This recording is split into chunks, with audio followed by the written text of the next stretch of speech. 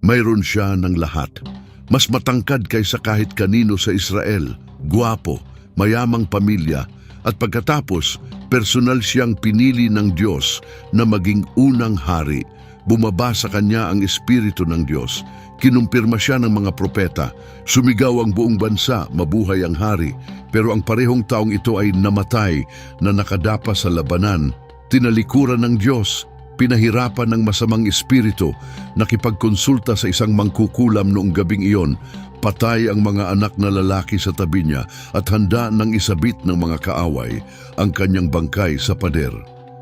Paano ka pupunta mula sa pagkapili ng Diyos tungo sa pagkawasak dahil sa sariling mga desisyon? Hindi lang ito sinaunang kwento, ito ay salamin, at kung matapat ka, brutal na matapat, baka makita mo ang sariling refleksyon dito bago matapos ang video na ito.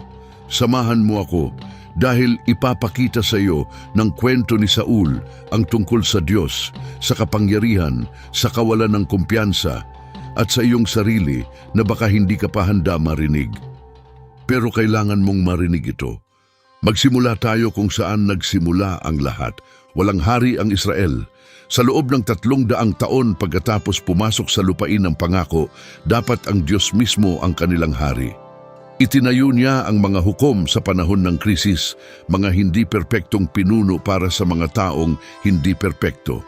Ang huli at pinakadakila sa kanila ay si Samuel, isang propetang nagsasalita na may autoridad na kinikilala ng buong Israel. Pero nang tumanda si Samuel, lumapit sa kanya ang mga nakatatanda ng Israel at nagsabi ng 5 salitang sumira sa kanyang puso, "Bigyan mo kami ng hari, hindi bigyan kami ng mas mabuting pinuno, hindi tulungan mo kaming sumunod sa Diyos ng mas tapat. Bigyan kami ng hari, tulad ng lahat ng ibang bansa." Naririnig mo ba ang totoong sinasabi nila? Sinasabi nila, ayaw na naming maging iba, pagod na kaming maging bukod, pagod na kaming umasa sa Diyos na hindi nakikita na gumagawa sa pamamagitan ng mga propetang hindi perpekto. Gusto namin ang mayroon ng iba, gusto namin ng tao sa trono. Gusto namin ng solusyon ng tao para sa problema ng espiritu.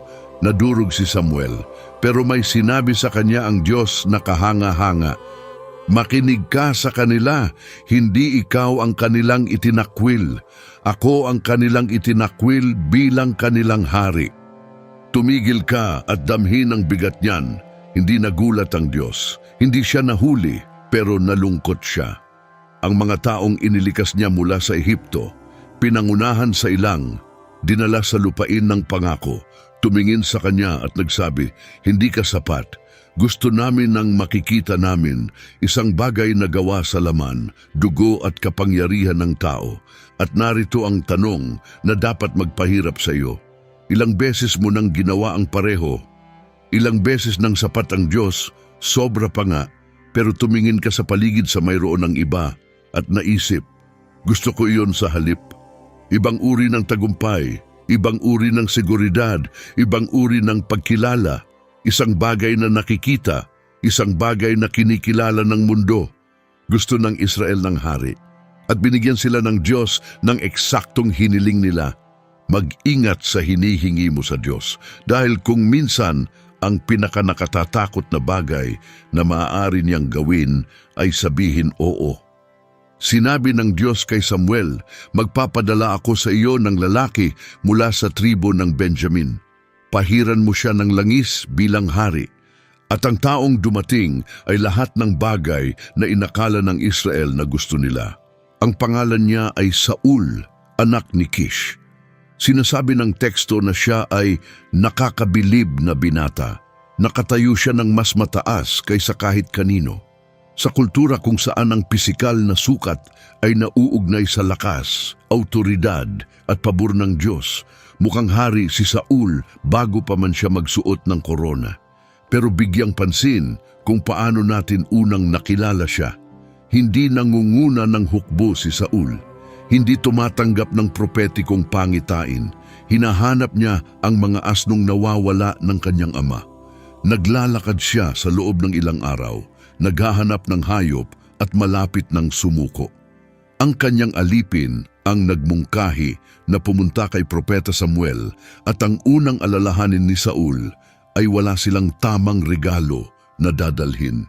Hindi ito taong humahanap ng kadakilaan, ito ay taong humahanap ng asno. At iyon ang maaaring huling mabuting bagay tungkol sa kanya. Dahil may isang bagay sa kaliitan ni Saul, sa kanyang pag-aatubili, sa kanyang ordinaryong kalagayan na tunay. Hindi niya hiniling ang korona, hindi siya nagbabalak para sa kapangyarihan.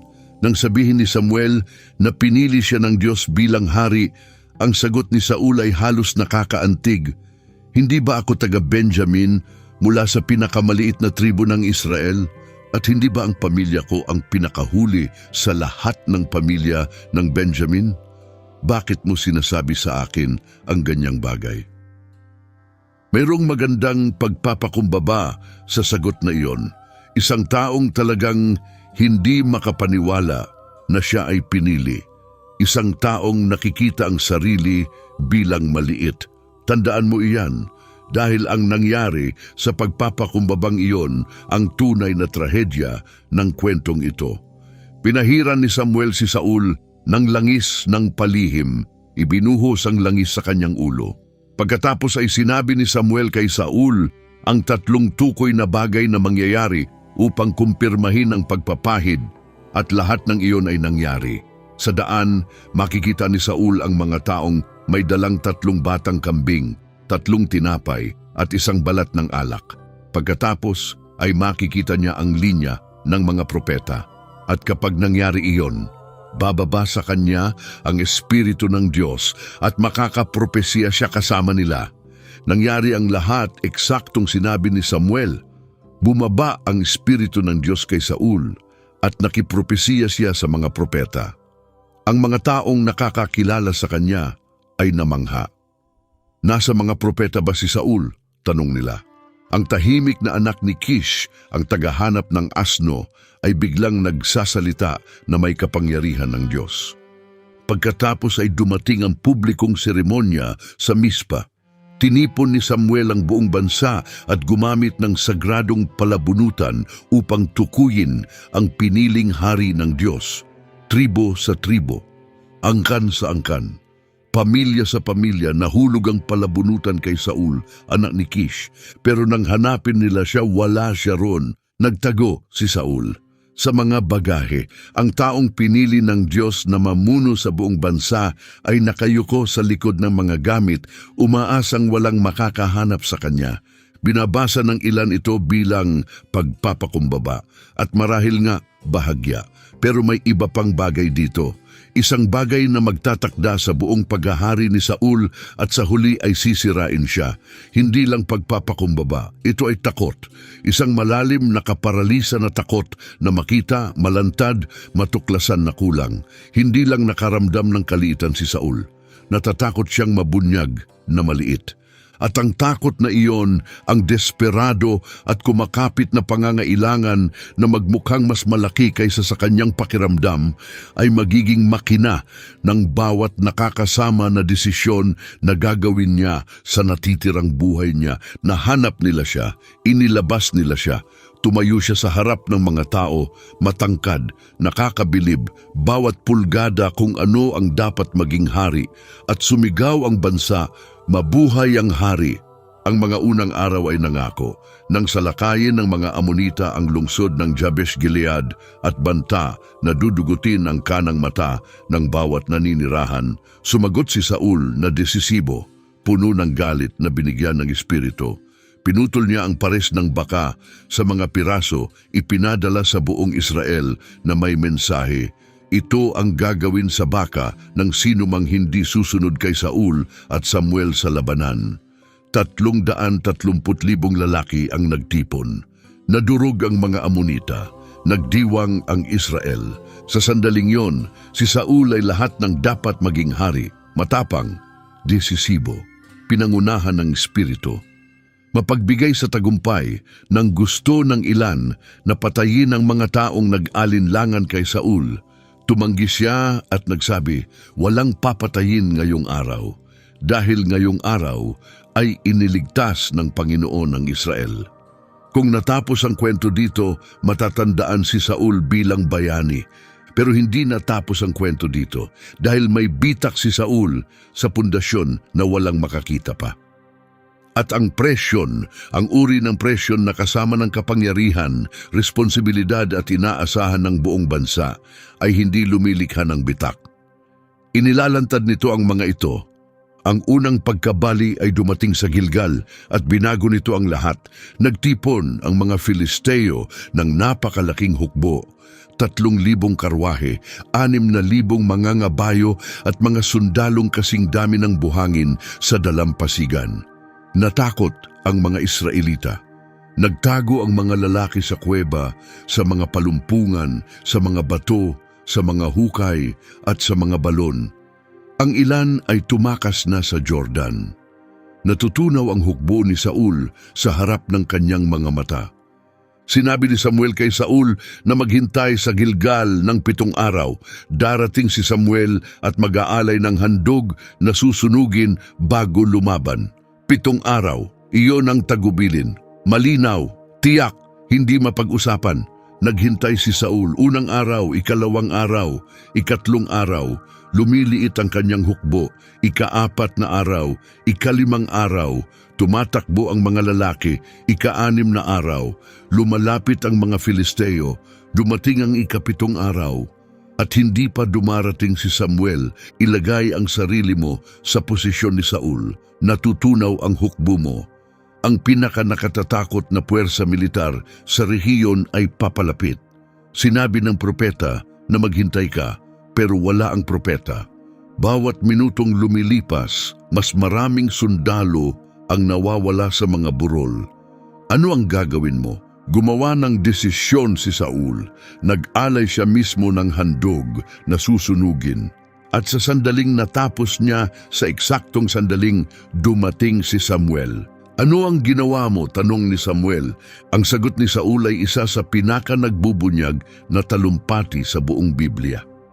Pakinggan ang bawat salita. Nang makita ko na kumakalat ang mga lalaki at hindi ka dumating sa itinakdang oras, at ang mga Filisteo ay nagtitipon-tipon, naisip ko, bababa ang mga Filisteo laban sa akin sa Gilgal, at hindi pa ako nakikiusap ng pabor ng Panginoon. Kaya napilitan akong mag-alay ng handog na susunugin. Bilangin kung ilang beses ginamit ni Saul ang salitang ako. Nakita ko, naisip ko, napilitan ako. Hindi ito pagkumpisal. Ito ay pagbibigay katwiran. Hindi sinasabi ni Saul na mali ako. Sinasabi niya, walang akong pagpipilian. Sinisisi niya ang kanyang kalagayan. Sinisisi niya ang pagiging huli ni Samuel. Sinisisi niya ang mga sundalong tumakas. Sinisisi niya ang lahat at lahat maliban sa kanyang sarili. At pansinin kung ano ang sinabi niya, napilitan ako. Para bang may puwersa lampas sa kanyang kontrol na nagtulak sa kanya na sumuway. Ito ang wika ng taong hindi kailanman ay tatanggapin ang responsibilidad para sa sariling desisyon. Isang taong laging makakahanap ng dahilan kung bakit ang kanyang pagsuway ay talagang makatwiran.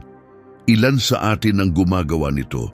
Ilan sa atin ang sumusuway sa Diyos at pagkatapos ay gumagawa ng komplikadong paliwanag kung bakit kailangan natin? Alam ko sinabi ng Diyos na maghintay, pero nagbago ang kalagayan. Alam ko sinabi ng Diyos na hindi, pero napilitan ako. Alam ko ang sinasabi ng kasulatan, pero iba ang sitwasyon ko. Ang kasalanan ni Saul sa Gilgal ay hindi pag-aalay ng sakripisyo. Ang pagdesisyon na ang kanyang pagsusuri ng sitwasyon ay mas maaasahan kaysa sa mga tagubilin ng Diyos. Ang pagpili ng nakikitang presyon sa halip ng pagsunod na hindi nakikita. Ito ay ang sandaling nagdesisyon siya na ang nakikita niya sa kanyang mga mata ay mas mahalaga kaysa sa sinabi ng Diyos sa kanyang bibig. Ang tugon ni Samuel ay nakakasira. Gumawa ka ng kahangalan, hindi mo tinupad ang utos na ibinigay sa iyo ng Panginoong Diyos mo. Kung ginawa mo, itatayo ng Panginoon ang iyong kaharian sa Israel magpakailanman. Pero ngayon, hindi magtatagal ang iyong kaharian. Hindi magtatagal ang iyong kaharian. 6 na salitang nagsara sa kapalaran ni Saul, hindi dahil ang Diyos ay paliit, hindi dahil ang sakripisyo mismo ay napakasama, kundi dahil ang sandaling ito ay nagbunyag ng nasa loob ni Saul. At ang nasa loob ni Saul ay isang taong laging pipiliin ang kaginhawahan sa halip ng pagsunod kapag mataas na ang presyon. Hindi sinusubok ka ng Diyos upang malaman kung ano ang gawa mo. Alam na niya. Sinusubok ka niya upang ikaw ang makaalam kung ano ang gawa mo. At ipinakita ng Gilgal kay Saul at sa ating lahat eksaktong kung ano ang gawa niya, pero binigyan siya ng Diyos ng isa pang pagkakataon. Iyon ang hindi napapansin ng mga tao. Hindi natapos ang kwento sa Gilgal. Hari pa rin si Saul. Mayroon pa rin siyang korona. Hindi pa sarado ang pintuan, hindi pa. Ang ikalawang pagsubok ay dumating sa digmaan laban sa mga Amalekita. At sa pagkakataong ito, mas masahol pa ang kabiguan.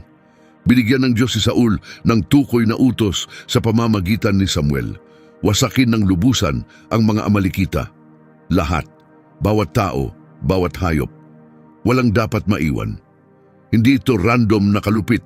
Ang mga Amalekita ay may mahabang kasaysayan sa Israel, bumalik sa ilang, nang sila ay umatake sa pinakamahina at pinakabulnerable na mga Israelita mula sa likuran habang sila ay naglalakad sa disyerto. Ipinahayag ng Diyos na lubusang buburahin niya ang alaala ng Amalek mula sa ilalim ng langit. At ngayon, sa pamamagitan ni Saul, dumating ang panahon. Pumunta sa digmaan si Saul, nanalo siya ng desisibong tagumpay, pero hindi siya sumunod. Hinuli niya si Agag, ang hari ng Amalekita, na buhay, at itinabi niya ang pinakamahusay na tupa, baka mga tabang hayop, mga kordero, lahat ng mabuti. Winasak niya lang ang walang halaga at mahina. Nang dumating si Samuel upang salubungin siya, binati siya ni Saul ng mga salitang dapat magpatingil ng balat mo. Pagpalain ka ng Panginoon, tinupad ko ang mga tagubilin ng Panginoon. Sinabi niyang sumunod siya, habang nakatayo sa gitna ng kanyang pagsuway, habang ang ebidensya ng kanyang paghihimagsik ay literal na umiiyak sa background. At sinabi ni Samuel ang linya na tumunog sa loob ng 3,000 taon ng kasaysayan. Ano nga ang iyak ng mga tupa na naririnig ko? Ano ang ungol ng mga baka na naririnig ko? May halos madilim na katatawanan sa sandaling ito. Nakatayo si Saul doon na sinasabing sumunod ako sa Diyos ng lubusan, habang ang mga ninakaw na hayop ay gumagawa ng ingay sa likuran niya. Ang ebidensya ng kanyang kasalanan ay umiiyak, umuungol, imposibleng hindi pansinin. At sinasabi pa rin ni Saul kay Samuel na ayos lang ang lahat. Ginagawa mo ba ito? Nakatayo ka ba sa gitna ng iyong pagsuway at sinasabi sa Diyos, sinasabi sa iyong sarili na ayos lang ang lahat? Mayroon ka bang mga tupang umiiyak sa buhay mo ngayon na nagpapanggap kang hindi naririnig? At pagkatapos ay dumating ang ikalawang dahilan ni Saul. Mas masahol pa kaysa sa una. Dinala sila ng mga sundalo. Itinabi nila ang pinakamahusay na tupa at baka upang ihain sa Panginoong Diyos mo. 2 bagay sa pangungusap na iyon ang dapat mag-alarm sa iyo. Una, sinisi niya ang mga sundalo. Hindi ako, sila. Ang hari na dapat mamuno ay pumili na sumunod sa halip, at pagkatapos ay itinanggi na gumawa siya ng anumang pagpili. Pangalawa, sinabi niya, Panginoong Diyos mo, hindi aking Diyos, iyong Diyos. Sa mismong pagkilos ng pagtatanggol sa sarili, nilayo ni Saul ang sarili sa Diyos na sinasabi niyang pinagsisilbihan niya. Nangyayari na ang paghihiwalay at hindi niya namamalayan. Ang tugon ni Samuel ay isa sa pinakamahalagang teolohikal na pahayag sa Lumang Tipan. Nasasaya ba ang Panginoon sa mga handog na susunugin at mga sakripisyo gaya ng pagsunod sa Panginoon? Mas mabuti ang sumunod kaysa magsakripisyo at mas mabuti ang makinig kaysa sa taba ng mga tupa. Hayaan mong lumubog iyan, hindi na mangha ang Diyos sa iyong relihiyosong aktibidad kung ito ay kapalit para sa pagsunod. Maaari kang mag-ikapu, dumalo sa bawat serbisyo, magboluntaryo bawat katapusan ng linggo, mag-post ng kasulatan sa iyong social media, manalangin ng magagandang panalangin at wala itong silbi kung ginagamit mo ito upang takpan ang lugar kung saan tukoy na sinabi sa iyo ng Diyos na sumunod at tukoy mong tinanggihan. Itinabi ni Saul ang pinakamahusay na hayop upang ihain sa Diyos. Ibinihis niya ang kanyang pagsuway sa damit ng relihiyon. Ginawa niyang mukhang pagsamba ang kanyang paghihimagsik at nakita ng Diyos ng direkta. Ito ay isa sa pinakamapanganib na bagay na maaaring gawin ng tao. Kunin ang bagay na tukoy na sinabi ng Diyos na huwag mong gawin at ipackage ulit ito bilang isang bagay na ginagawa mo para sa Diyos. Ito ay spiritual na katumbas ng pagnanakaw ng pera ng isang tao at pagkatapos ay pagdodonate nito sa charity sa kanyang pangalan. At pagkatapos ay nagsalita si Samuel ng pangungusap na natapos ang lahat. Dahil itinakwil mo ang salita ng Panginoon, itinakwil ka niya bilang hari. Ang tugon ni Saul, nagkasala ako. Sa wakas, isang pag-amin. Pero panoorin kung ano ang susunod, pero parangalan mo ako sa harap ng mga nakatatanda ng aking bayan at sa harap ng Israel. Nakikita mo ba, kahit sa kanyang pagkumpisal, ang pangunahing alalahanin ni Saul ay hindi ang kanyang relasyon sa Diyos, ang kanyang reputasyon, ang kanyang imahe, kung paano siya mukhang sa harap ng mga tao. Hindi niya sinabi, pakirestore ako sa Diyos. Sinabi niya, huwag mo akong pahiyain sa publiko. Ito ang puso ng trahedya ni Saul. Mas natakot siya na mawala ang kanyang reputasyon kaysa mawala ang kanyang relasyon sa Diyos. At sinasabi nito sa iyo ang lahat ng kailangan mong malaman tungkol sa talagang nasa trono ng kanyang puso. Hindi ang Diyos, hindi kahit ang kaharian. Ang imahe ni Saul tungkol sa sarili niya, ang kanyang pakiramdam sa sarili, ang kanyang pangangailangan na makita bilang karapat-dapat, bilang may kakayahan, bilang sapat. At kapag banta ang imahe na iyon, kapag sino man o anuman ay nagpapramdam kay Saul na maliit muli tulad ng batang nagtago sa likod ng bagahe, siya ay naging may kakayahan ng mga kakilakilabot na bagay. Dahil dito pumasok si David sa kwento at ang pagdating ni David ay ang simula ng katapusan. Ipinadala ng Diyos si Samuel sa Bethlehem sa bahay ng lalaking nagngangalang Jesse. Pumili ang Diyos ng isa sa mga anak ni Jesse na maging susunod na hari. Nang dumating si Samuel, ipinakita ni Jesse ang kanyang mga anak sa propeta.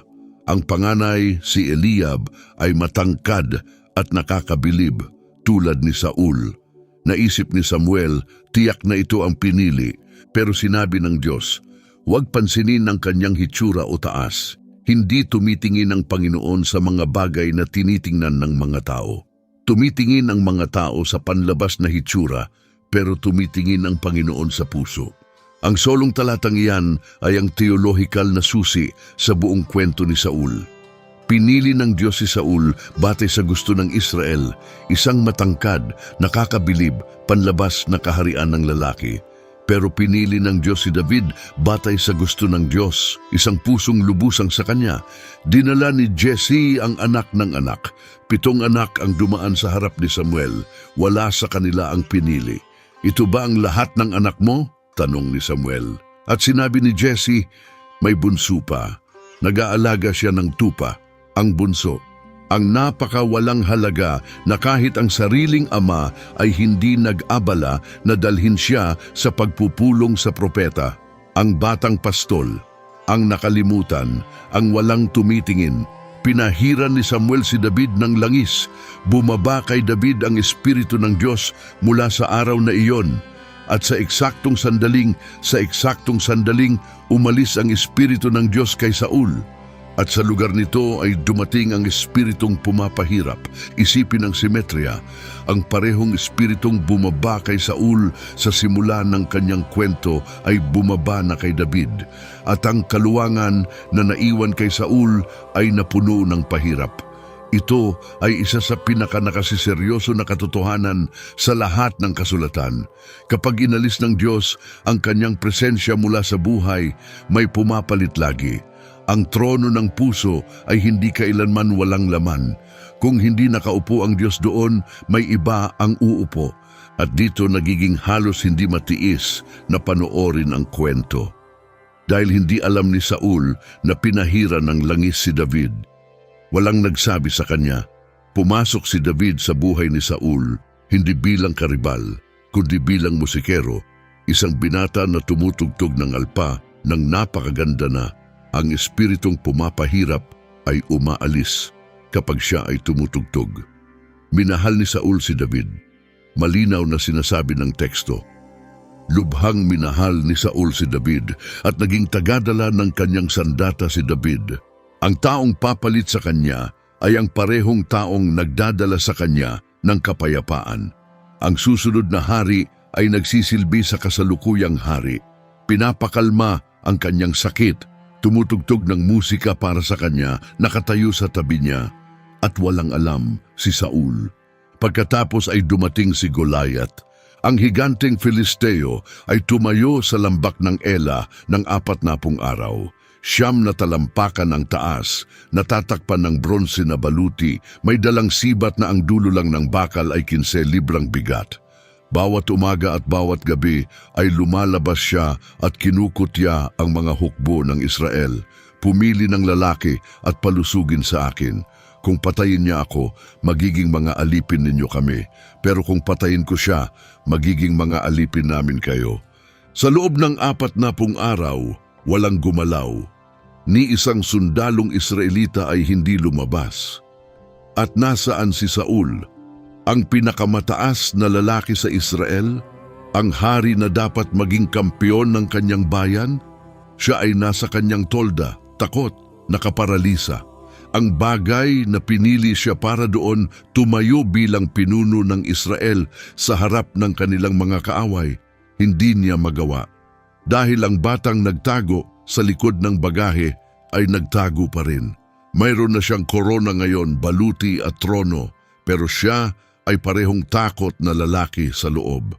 Dumating si David sa harap ng linya na nagdadala ng pagkain para sa kanyang mga kapatid. Narinig niya ang hamon ni Goliath at ang kanyang tugon ay kabaligtaran ng lahat ng kinakatawan ni Saul. Sino ang hindi tuli na Filisteyong ito na dapat humahamak sa mga hukbo ng buhay na Diyos? Hindi tumingin si David kay Goliath at nakakita ng higante.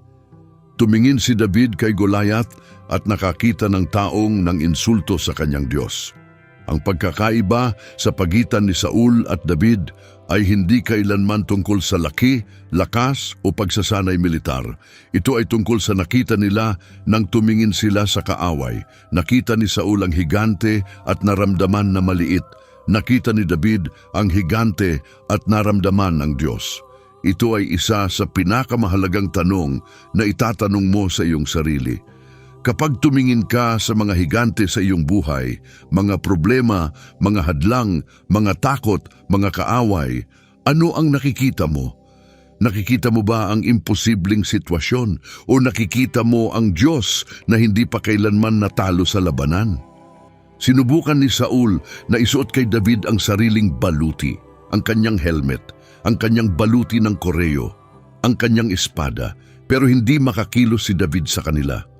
Ang baluti ay masyadong malaki, masyadong mabigat, masyadong banyaga. Itinayo ito para sa taong lumalaban sa lakas ng tao. Lumalaban si David sa ibang bagay. Ang baluti ni Saul ay hindi akma kay David dahil ang mga pamamaraan ni Saul ay hindi mga pamamaraan ni David. At ito ay katotohanan na magsasave sa iyo ng mga taon ng pagkabigo kung hahayaan mo. Hindi ka maaaring lumaban sa iyong mga labanan na may suot na baluti ng iba. Hindi ka maaaring pumasok sa iyong tawag na may dalang estratehiya ng iba. Hindi ka maaaring maging sino ka dahil ginawa ka ng Diyos sa pamamagitan ng paggaya kung sino ang ginawa ng Diyos na iba. Ang baluting gumagana para sa kanila ay paparalisa sa iyo. Ang approach na akma sa kanilang galing ay sasakalin ka. Hinubad ni David ang baluti ng hari. Kumuha siya ng 5 makinis na bato mula sa batis at naglakad siya tungo sa Siyam na talampakang higante na walang dala kundi tirador at ang kanyang Diyos. Kung minsan ang pinakamatapang na bagay na maaari mong gawin ay hubarin ang baluting sinasabi ng mundo na isuot mo at lumaban sa paraan na dinisenyo ka ng Diyos na lumaban. Isang bato, isang tirador, isang higante, patay sa lupa. Sumabog ang Israel. Naging instant na bayani si David. At habang bumabalik siya mula sa labanan, lumabas ang mga babae ng Israel na umaawit at sumasayaw. Pumatay si Saul ng 10,000 at si David ng 10,000. At sa sandaling iyon, may sumira sa loob ni Saul na hindi na kailanman makukumpuni. Sinasabi ng teksto, galit na galit si Saul. Lubhang nainis siya sa awiting ito. At pagkatapos ang mga salitang ito, mga nakakasira, nagbubunyag, propetikong salita. Kinilala nila si David sa 10,000, pero ako ay 1,000 lang. Ano pa ang makukuha niya kundi ang kaharian? At mula noon, bantay na si Saul kay David dahil sa selos. Seloso. Alam mo ba kung ano talaga ang selos? Ang selos ay ang nararamdaman mo kapag ang tagumpay ng iba ay nagpapramdam sa iyong talo ka. Hindi ito tungkol sa mayroon sila. Ito ay tungkol sa sinasabi ng pagkakaroon nila niyan tungkol sa iyo. Hindi galit si Saul na pinatay ni David si Goliath. Galit siya dahil ang tagumpay ni David ay nagpakita sa kanya na maliit. Muli, patay na ang higante pero ang tunay na kaaway, ang kawalan ng kumpiyansa ni Saul ay buhay na buhay. At mula sa araw na iyon, naging isang layunin ang buhay ni Saul, sirain si David. Hindi dahil gumawa ng mali si David, hindi dahil banta si David sa kaharian, kundi dahil ang pagkakaroon ni David ay banta sa pakiramdam ni Saul sa sarili. Tuwing magtatagumpay si David, nakakaramdam ng pagliit si Saul. Tuwing pupurihin si David, naririnig ni Saul ang akusasyon. Tuwing humihinga si David, nararamdaman ni Saul na umuuga ang trono. Kinabukasan sinasabi ng teksto, bumaba ang espiritong pumapahirap kay Saul. Tumutugtog si David ng alpa, ginagawa ang eksaktong bagay na lagi niyang ginagawa, nagdadala ng kapayapaan kay Saul. At itinuon ni Saul ang sibat sa kanya, 2 beses, isipin kung ano ang nangyayari dito. Nagsisilbi si David, sumasamba si David, nagdadala si David ng kapayapaan sa kwartong puno ng pahirap. At ang taong pinahirapan ay sinusubukang patayin ang tanging taong nagdadala sa kanya ng ginhawa. Ito ang ginagawa ng kawalan ng kumpiyansa. Pinapatay mo ang mga taong sinusubukang tumulong sa iyo. Nakikita mo ang mga kaaway sa mukha ng mga kaibigan. Winawasak mo ang bagay na pinakakailangan mo. Ginawa mo ba ito? Itinulak mo ba ang isang tao na mabuti para sa iyo dahil ang kabutihan nila ay nagpapramdam sa iyong kulang ka? Umatake ka ba sa isang tao, sa salita, sa katahimikan, sa distansya? Hindi dahil nanloko sila sa iyo, kundi dahil ang presensya nila ay nagpaalala sa iyo ng isang bagay na wala ka? Iyan ang espiritu ni Saul. At nabubuhay ito sa mas marami sa atin kaysa sa gusto nating tanggapin. Ang sumunod ay mga tao ng paghahangad, literal na mga taon. Kinuha ni Saul ang kanyang hukbo, ang hukbo ng Israel, ang hukbong dapat na lumalaban sa mga Filisteo, at ginamit ito upang habulin ang isang lalaki sa ilang mga kuweba, mga bundok, mga disyerto, mga lungsod. Ibinuhos ni Saul ang mga mapagkukunan ng buong bansa sa kanyang personal na paghihiganti laban sa batang pastol na walang ginawa kundi maglingkod sa kanya ng tapat. May pagkakataon si David na patayin si Saul 2 beses. Sa kuweba sa En-Gedi, lumapit si David ng sapat upang putuli ng sulok ng balabal ni Saul habang siya ay tumatai. Bumulong ang mga lalaki ni David. Ito ang araw, ibinigay ng Diyos ang kaaway mo sa mga kamay mo. Pero tumanggi si David. Ipagbawal ng Panginoon na gawin ko ang ganyang bagay sa aking Panginoon, sa hinirang ng Panginoon. Mamaya pumasok si David sa kampo ni Saul sa gabi at tumayo sa ibabaw ng natutulog na hari na may sibat na malapit lang sa kamay. Muli, hinimok siya ng mga lalaki na umatake. Muli, tumanggi si David. Kinuha niya ang sibat at pitsel ng tubig ni Saul bilang patunay na nandoon siya at umalis. Ito ang pagkakaiba. Gumugol si Saul ng mga taon na sinusubukang kunin ang buhay ni David. May pagkakataon si David na kunin ang buhay ni Saul at pumili na huwag. Kumapit si Saul sa tronong kinuha na ng Diyos sa kanya. Tumanggi si David na agawin ang tronong ipinangako na ng Diyos sa kanya. Sinubukan ni Saul na kontrolin ang kanyang kapalaran. Nagtiwala si David sa Diyos na tuparin ang sa kanya. At ito ang tanong na itinatanong sa iyo ng kwentong ito ngayon. Ikaw ba ay Saul o ikaw ay David? Kumakapit ka ba sa isang bagay na hiniling ng Diyos na pakawalan mo? Lumalaban ka ba upang panatilihin ang posisyon, titulo, relasyon, pagkakakilanlan na lumipat na ang Diyos? Gaano ka natatakot na mawala ang mayroon ka na handa ka nang sirain ang iba upang panatilihin ito? O handa ka bang maghintay, magtiwala, tumanggi na kunin sa lakas ang ipinangako ng Diyos na ibibigay sa pamamagitan ng biyaya? Ang mga tao ng paghahangad ay nag-iwan ng marka kay Saul. Lumala ang kanyang kalagayang mental. Nagsimula ang kanyang mga relasyon. Ang kanyang anak na si Jonathan, ang sariling tagapagmana, ang prinsipe, minahal si David. Kinikilala ni Jonathan na si David ang pinili ng Diyos at sa halip na labanan ito, tinanggap niya ito. Gumawa siya ng tipan kay David. Ibinigay niya kay David ang sariling balabal, baluti, espada at pana. Isipin kung ano ang ginagawa ni Jonathan.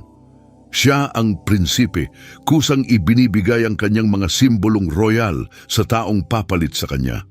Pumili si Jonathan ng katapatan sa Diyos kaysa katapatan sa ambisyon ng kanyang ama. At hindi maintindihan ni Saul, sumigaw siya kay Jonathan. Itinuon niya ang sibat sa sariling anak. Sumigaw siya, "Anak ka ng babaeng suwail at rebelde. Hindi ko ba alam na pinili mo ang anak ni Jesse para sa iyong kahihiyan?" Naabot ni Saul ang punto kung saan ang sinumang hindi pumapakain sa kanyang kawalan ng kumpiyansa ay kaaway. Ang kanyang anak na babae na si Michal na minahal din si David, ang kanyang mga alipin, ang kanyang mga general, isa-isa ang mga taong pinakamalapit kay Saul ay tumalikod sa kanya o hindi na maaabot siya. Nakakulong siya sa sariling takot at lumalaki ang mga pader araw-araw. Ito ang ginagawa ng kawalan ng kumpiyansang hindi sinusuri. Hindi ka lang nito winawasak. Winawasak nito ang bawat relasyon sa paligid mo. Nilalason nito ang mga taong pinakamalapit sa iyo. Ginagawa nitong biktima ang pamilya mo. Ang kawalan ng kumpiyansa ni Saul ay hindi pribadong pakikibaka. Ito ay sandata na sumusugat sa lahat ng nasa saklaw. May detalye sa pagbagsak ni Saul na nakakalimutan ng karamihan. Sa isang punto habang hinahabol niya si David, narinig ni Saul na nagtago si David sa bayan ng Nob. Natuklasan niya na binigyan ni Ahimelech na pari si David ng tinapay at espada. Hindi alam na tumatakbo si David mula sa hari. At ano ang ginawa ni Saul? Inutos niya ang pagpatay ng 85 pari. 85 tao ng Diyos pinatay sa isang araw dahil tinulungan nila nang hindi nila alam ang taong hinahabol ni Saul. nang tumanggi ang sariling sundalo na isakatuparan ng utos, dahil kahit ang mga sundalong sanay sa labanan ay hindi kayang patayin ang mga pari ng Panginoon. Bumaling si Saul kay Doeg na Edomita, isang dayuhan na gumawa ng hindi ginawa ng mga Israelita. Pinatay niya ang mga pari. Pagkatapos ay lumayo pa, winasak niya ang buong bayan ng Nob. Mga lalaki, babae, bata, sanggol, baka, asno, tupa. Isang buong komunidad ng mga lingkod ng Diyos ay nabura sa mapa dahil sa takot ng isang tao. Dito nagtutungo ang kawalan ng kumpiyansa kapag hindi sinusuri. Hindi ito nananatiling maliit. Hindi ito nananatiling pribado. Lumalaki ito. Una, itinuon mo ang sibat kay David. Pagkatapos ay itinuon mo sa sariling anak. Pagkatapos ay pinatay mo ang 85 pari at winasak ang buong lungsod. Ang bilog ng pagkawasak ay lumalaki at ang tao sa gitna ay hindi nakakakita dahil naniniwala sila na lahat ng iba ang problema. Kung nanonood ka nito at nakikita mo ang mga unang yugto ng pattern na iyon sa sariling buhay, ang pagdududa, ang pangangailangan na kontrolin, ang pakiramdam na laban sa iyo ang mga tao, ang pag-uudyok na umatake bago ka umatakihin, pakinggan mo ako. Hindi ito lakas, ito ay Saul. At ang daang dinadala nito ay walang magandang wakas. Kailangan kong huminto dito dahil ang susunod ay ang pinakamadilim na kabanata ng buong kwentong ito. At bago kita dalhin doon, kailangan mong maintindihan ang isang bagay. Lahat ng ipinakita ko sa iyo hanggang ngayon, ang pagsuway sa Gilgal, ang paghihimagsik laban sa utos tungkol sa Amalekita, ang mga sibat na itinuon kay David, ang pagpatay sa 85 pari, lahat ng iyon ay si Saul na tumatakbo mula sa Diyos.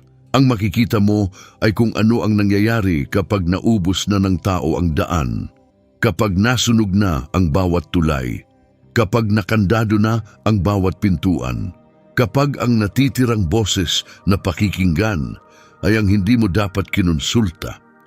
Kung ang unang kalahati ng kwento ni Saul ay babala, ang ikalawang kalahati ay libing.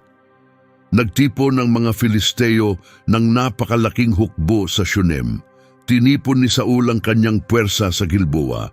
Nang makita niya ang kampo ng Filisteo na puno ng takot ang kanyang puso, nagtanong siya sa Panginoon, pero hindi sumagot ang Panginoon, hindi sa pamamagitan ng mga panaginip, hindi sa pamamagitan ng Urim, hindi sa pamamagitan ng mga propeta. Katahimikan, ganap lubos na katahimikan mula sa Diyos. Ito ang pinakanakatatakot na pangungusap sa kwento ni Saul.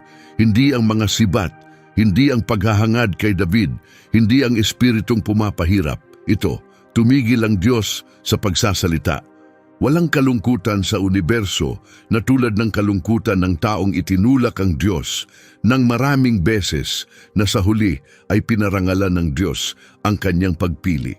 Gumugol si Saul ng mga taon na hindi pinapansin ang salita ng Diyos, sumusuway sa mga utos ng Diyos, inuusig ang hinirang ng Diyos. At ngayon, sa gabi na pinakakailangan niya ang Diyos, tahimik ang langit. At ang ginawa ni Saul ay nagsasabi ng lahat tungkol sa kung saan nagtatapos ang buhay kapag nahiwalay sa Diyos. Pumunta siya sa medium, isang mangkukulam, isang necromancer sa Endor, ang parehong uri ng okultong practitioner na pinalayas mismo ni Saul mula sa Israel.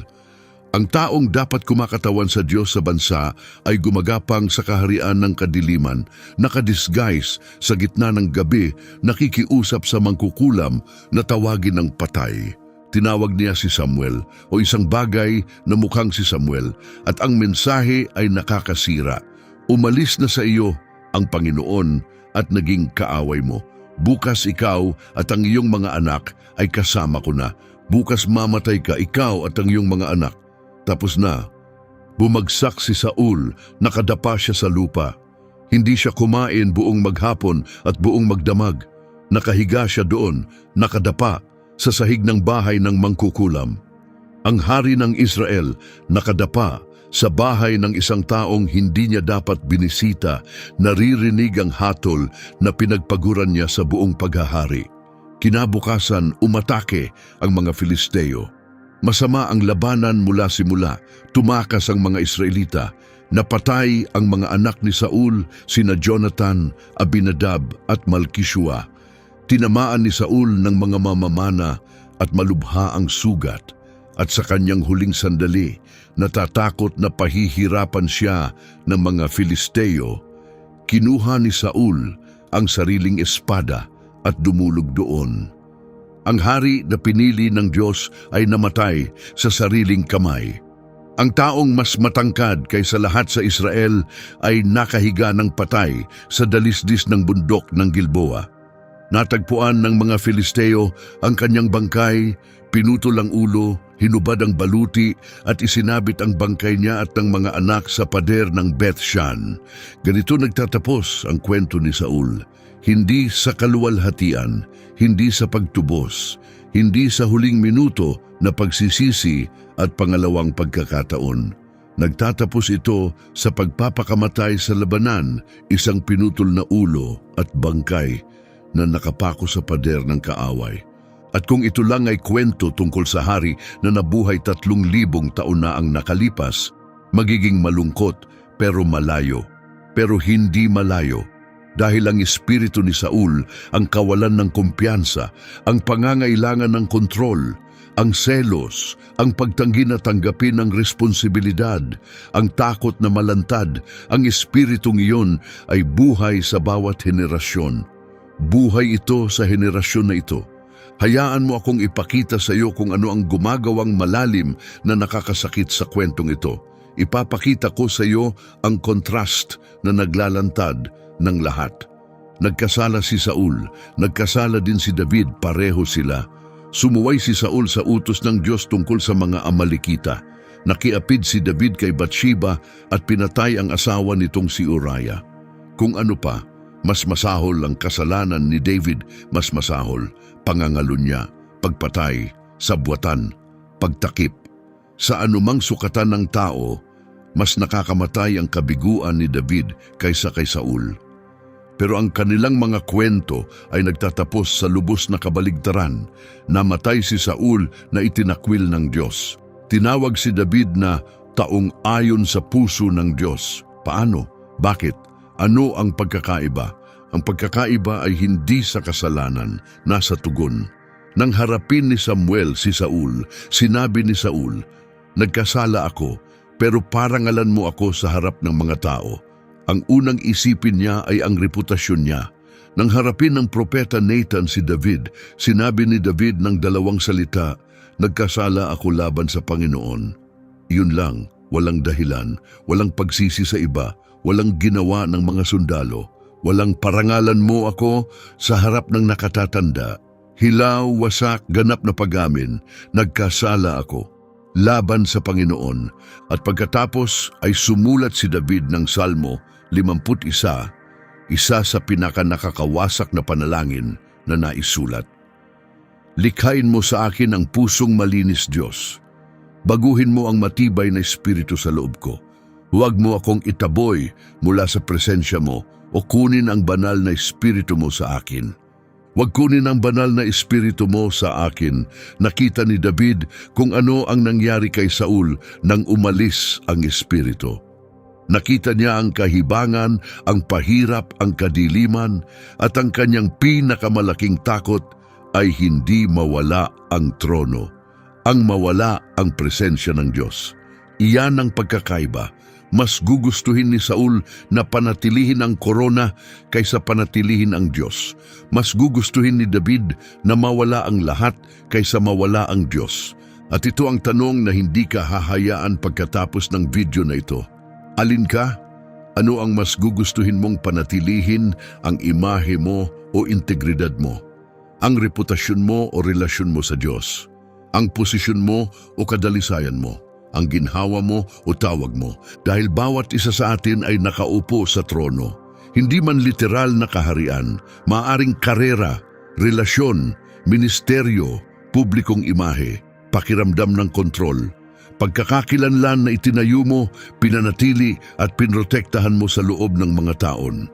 At maaaring hinihiling ng Diyos na pakawalan mo. Buksan ang kamay, bumaba, bumitaw. Kung nakaupo si Saul sa trono ng puso mo, kung ang pagkakakilanlan mo, seguridad mo, pakiramdam mo ng halaga ay nanggagaling sa hawak mo, kontrolin mo, nakikita ng mga tao kapag tumingin sila sa iyo, ikaw ay isang masamang araw lang ang layo sa pagtutok ng sibat sa David sa buhay mo. Isang sandali lang ng kawalan ng kumpiyansa ang layo sa pagiging taong hindi mo na makikilala. Pero kung nakaupo si David sa trono, kung ang pagkakakilanlan mo ay nanggagaling sa Diyos, kung ang seguridad mo ay nasa mga pangako niya at hindi sa posisyon mo, kung maaari mong mawala ang lahat ng nakikita at sabihin pa rin, huwag kunin ang espiritu mo sa akin, walang higante, kaaway, pagkawala, kabiguan ang maaaring sumira sa iyo. Dahil ang mayroon ka ay hindi kailanman sa iyo, lagi itong sa Kanya. Hayaan mo akong sabihin sa iyo ang tungkol sa mga taon sa pagitan ng pagpapahid ng langis kay David at koronasyon ni David. Dahil kinakaltasan ng karamihan ng mga ito, pinahiran ni Samuel si David ng langis bilang teenager. Hindi naging hari si David hanggang edad 30. Iyon ay mga 15 taon, 15 taon ng pagtakbo, pagtago, hinahangad, namumuhay sa mga kuweba, napapalibutan ng isang grupo ng mga lalaking nasa suliranin, utang at hindi kontento. Gumugol si David ng mga taon sa ilang tulad ng Israel na gumugol ng 40 taon sa disyerto, hinuhubog, sinusubok, natututo na magtiwala sa Diyos kapag walang katuturan, natututo na maghintay para sa pangako na tila lumalayo sa bawat araw. Ang mga salmo na isinulat ni David sa mga taong iyon ay ilan sa pinakahilaw, tapat, desperadong panalangin sa lahat ng kasulatan. Diyos ko, bakit mo ako pinabayaan? Hanggang kailan, Panginoon? Makalilimutan mo ba ako magpakailanman? Ako ay uod at hindi tao. Hindi nagpanggap si David na madali ang ilang. Hindi siya nagpakita ng matapang na mukha at kumilos na ayos ang lahat. Sumigaw siya, umiyak siya, nagtanong siya, pero hindi siya tumigil sa pakikipag-usap sa Diyos. Kahit tila tahimik ang Diyos, patuloy na nananalangin si David. Iyan ang pagkakaiba sa pagitan ng kawalan ng pag-asa at pananampalataya. Hindi ang kawalan ng sakit, kundi ang pagtanggi na tumigil sa pagsasalita sa tanging makakapagwakas nito. Ang ilan sa inyo ay nasa eksaktong lugar na iyan ngayon. Hindi ka nag-alinlangan sa pag-iral ng Diyos. Nag-alinlangan ka sa Kanyang oras. Hindi ka nagtatanong sa Kanyang kapangyarihan. Nagtatanong ka sa Kanyang pansin at isang masamang araw ka lang ang layo sa pagiging David na sumamba sa kuweba o pagiging Saul na bumisita sa mangkukulam. Ang ilang ay hindi nagpapasya para sa iyo. Ikaw ang nagpapasya. At narito ang paralel na dapat magyanig sa iyo. Ang disyerto ng Israel ay nagbunga ng 2 uri ng tao, yaong nagreklamo at namatay, at yaong nagtiwala at pumasok sa lupain ng pangako. Ang kwento ni Saul ay nagbunga ng parehong dibisyon. Gumugol si Saul ng mga taon sa trono na kumakapit, kumukontrol at sumusira. Gumugol si David ng mga taon sa ilang na sumasamba, nagtitiwala at lumalaki.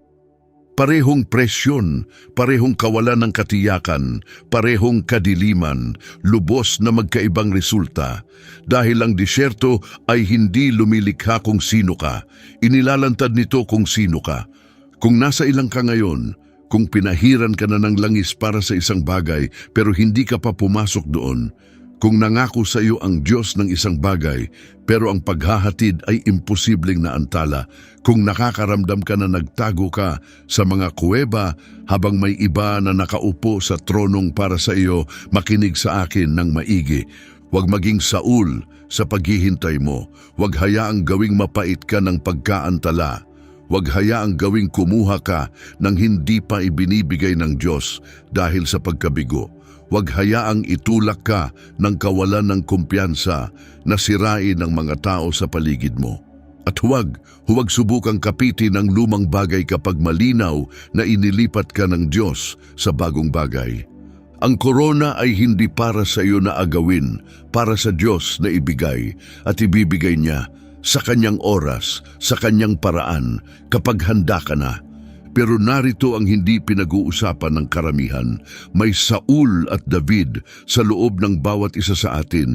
Magkasama sila sa pinakamahusay na araw mo. Ikaw ay David, wasak, mapagpakumbaba, nagtitiwala, sumasamba kahit sa kuweba.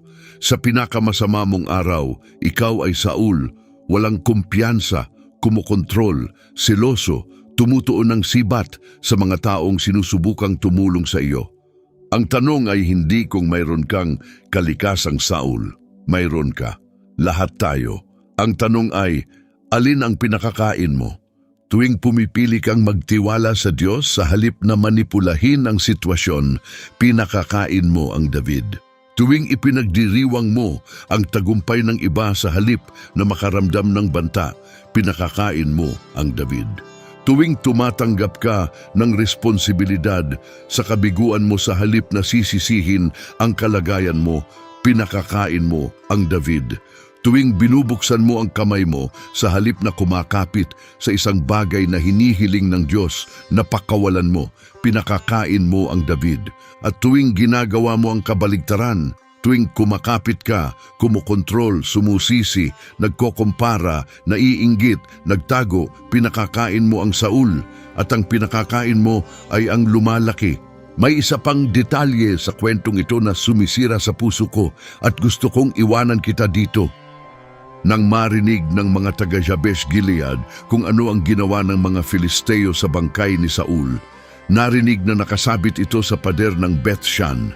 Naglakad sila buong gabi. Ito ay ang parehong mga lalaking iniligtas ni Saul sa simula ng kanyang paghahari ng banta ng mga Amonita na dudugutin ang kanilang mga mata. Hindi nila kailanman nakalimutan. Naglakbay sila sa gabi, ibinaba ang mga bangkay ni Saul at ng mga anak mula sa pader. Dinala pabalik, sinunog, inilibing ang mga buto sa ilalim ng puno ng tamarisk at nag-ayuno ng 7 araw. Kahit pagkatapos ng lahat, kahit pagkatapos ng kahibangan ng mga pagtatangkang pumatay, ng mangkukulam ng pagpapakamatay, may mga tao pa rin naaalala ang kabutihan kay Saul. Naaalala ang lalaking siya bago siya naging lalaking pinili niyang maging. Pinarangalan hindi ang naging siya, kundi kung ano ang maaari siyang maging. At nang marinig ni David na patay na sina Saul at Jonathan, hindi siya nagdiwang. Umiyak siya, pinunit niya ang damit, nag-ayuno. At sumulat siya ng panaghoy, isa sa pinakamagandang tula sa Hebreyong Biblia, paano na buwal ang makapangyarihan. Sina Saul at Jonathan sa buhay ay minahal at hinahangaan, at sa kamatayan ay hindi naghiwalay. Mas mabilis sila kaysa agila, mas malakas sila kaysa leon. Nagluksa si David sa taong sinubukang patayin siya sa loob ng mga taon, dahil naintindihan ni David ang isang bagay na hindi kailanman naintindihan ni Saul. Ang trahedya ay hindi na nabigo si Saul. Ang trahedya ay binigyan si Saul ng lahat ng kailangan niya upang magtagumpay at pumili ulit at ulit at ulit na hayaan ng takot na maupo sa trono kung saan dapat nakaupo ang Diyos. Ang kwento mo ay hindi kailangang magtapos tulad kay Saul. Hindi kailangang magtapos sa mga sibat, katahimikan at bangkay sa pader. Maaari itong magtapos tulad kay David. Hindi perpekto, wasak, nahulog, pero laging bumabalik, laging nagsisisi, laging pumipili sa Diyos kaysa korona. Ang trono ng puso mo ay may isang upuan. At ngayon, sa oras na ito, ikaw ang pipili kung sino ang uupo doon. Kung nagsalita sa iyo ang video na ito, kung nakita mo ang sarili mo kay Saul at nayanig ka, kung nakita mo ang sarili mo kay David at binigyan ka ng pag-asa, mag-iwan ng komento. Sabihin mo sa akin kung aling sandali ang pinakatumama sa iyo. Ibahagi ito sa isang tao na nasa sariling labanan sa kawalan ng kumpiyansa, sa kontrol, sa takot na malantad na hindi sapat. Mag-subscribe kung hindi ka pa. Ang susunod na video ay lalim pa. Pagpalain ka ng Panginoon at ingatan. Hayaan ng Panginoon na magniningning ang kanyang mukha sa iyo at maging mapagbiyaya sa iyo. Hayaan ng Panginoon na ituon ang mukha sa iyo at bigyan ka ng kapayapaan. Magkita tayo sa susunod na video.